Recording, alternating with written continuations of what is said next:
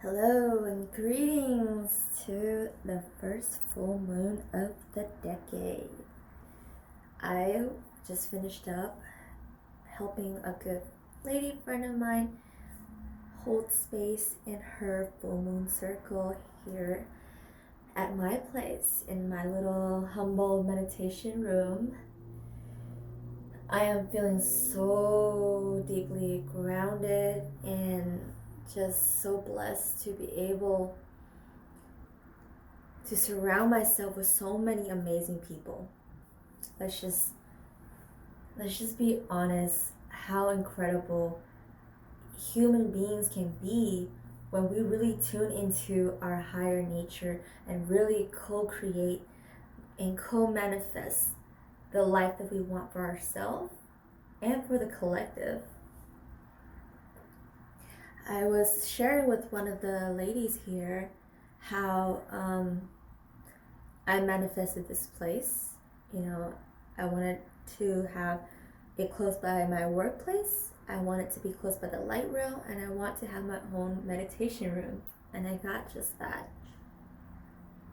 And the reason why I love including people and I love sharing this space with people and inviting community in this home. If you've missed my Friendsgiving, it was such an amazing turnout. The food was so amazing, and so was the company and the energy. It was incredible. And the reason why I love doing this so much, because there was a point of time in my life when, us my rowdy teenager, adolescent self would just run amok in the streets. We would either be doing something stupid, stealing cars, getting jumped, getting into fights, doing stupid stuff, hanging out at the mall, being in downtown doing stupid stuff. If we're not doing that, we're at someone's house because someone's parent decided to open their door for us little hooligans, because they would much rather have us at home safe than to be out doing something stupid. And so I have made it a promise to myself that when I have a place of my own, or when I just have a roof over my head, I will never turn anyone away when they need shelter or company or friendship. And most importantly, if they need someone to listen to.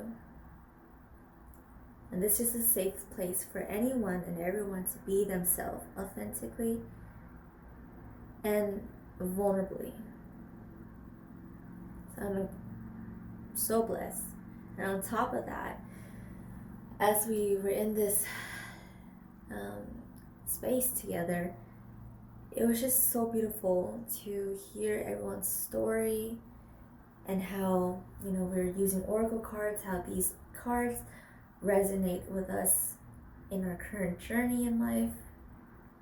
It's shining light on what we need to work on, or perhaps what we need to move forward with.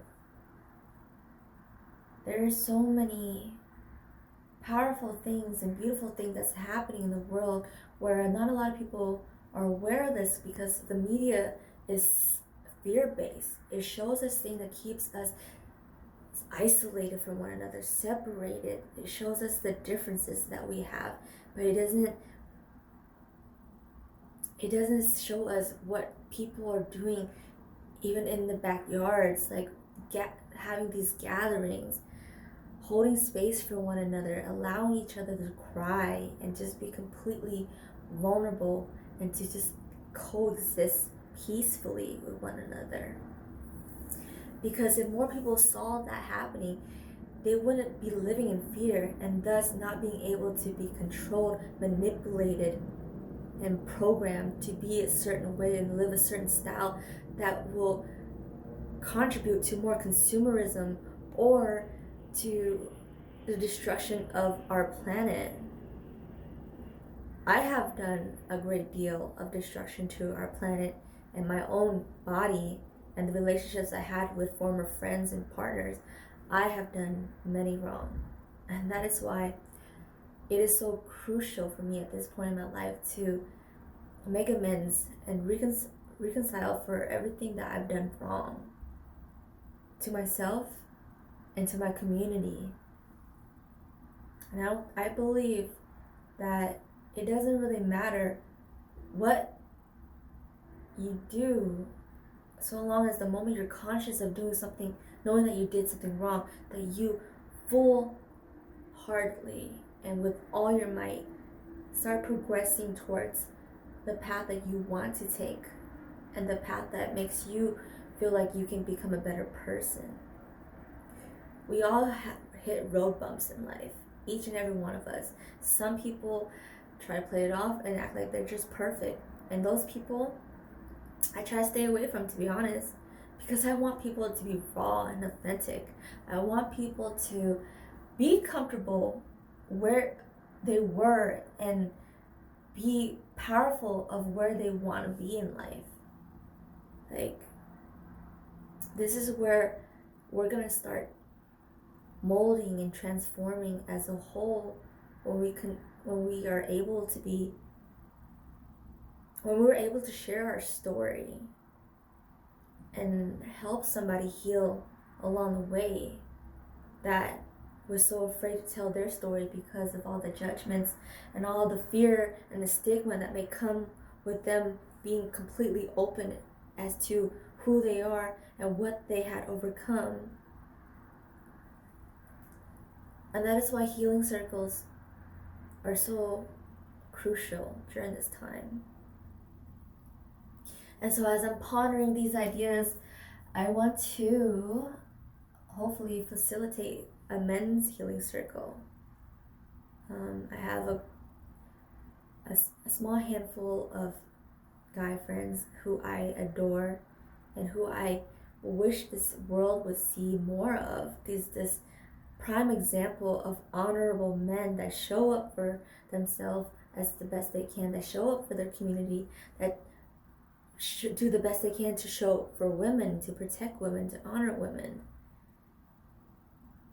and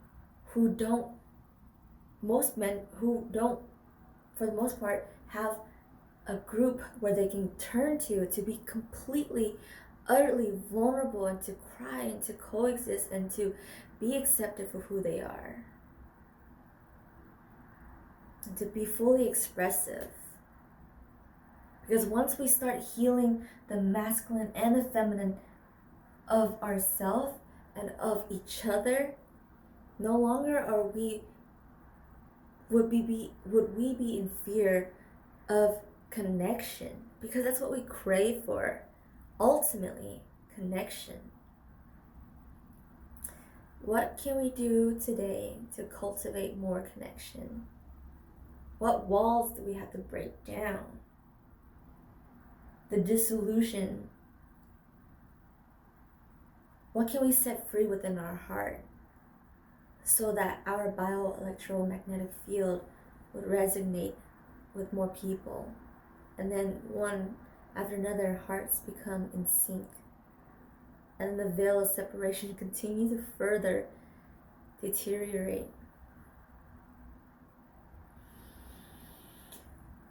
For this full moon, my intention is to show up 100% as authentic as I possibly can for myself, for my family, and for my community.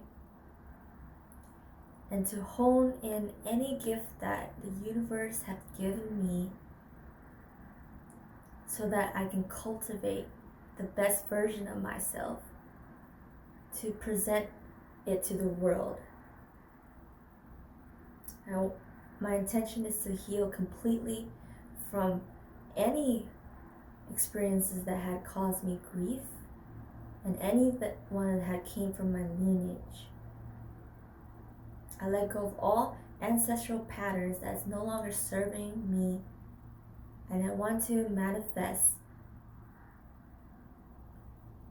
something that would not only benefit me, but for the whole collective. I want to heal. When I'm here to heal, I'm here to love, and I'm here to be free in my self-expressions. And you know, you're pondering why and how I'm able to talk like this and so freely and just like on the whim. It's because I am part of the Lightworkers Toastmasters. And tomorrow we're having our Lightworkers Toastmasters EXPO. We have speakers and metaphysical fairs going on, a lot of woo woo and a lot of love. And plus, I'll be there to volunteer and help out and guide you if you like to stop by and visit this place, this home, my second home at Lightworkers Toastmasters, changed my life for the better.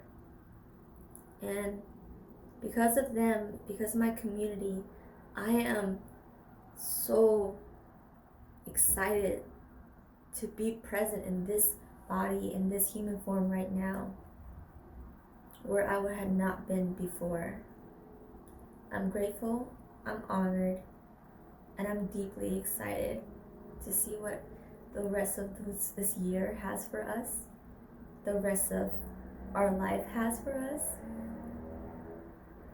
I understand there's going to be adversities, but at the same time, I know there's so much more beauty in the world. And it is my duty to shine my light whenever there's darkness, and to love whatever that is in the darkness, and hopefully transmute that energy into something that is for the highest good of it all.